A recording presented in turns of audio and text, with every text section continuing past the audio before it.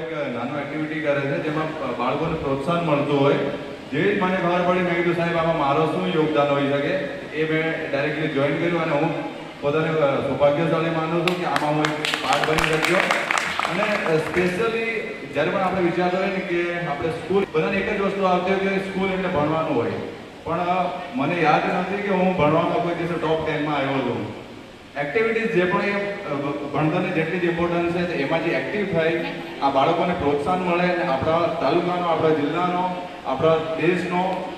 Nationally અને internationally લેવલે આપણું નામ રોશન થાય તો અમને બહુ સરસ લાગે અને આનંદ હવે જે દિવસે આપણા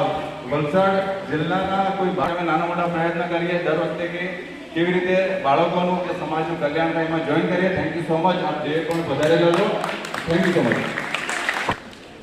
जहाँ गम की हवा छू के भी ना गुजरे खुदा वो जिंदगी दे आपको. तो ऐसे हम सभी मैडम लोगों को रिक्वेस्ट करती हूँ कि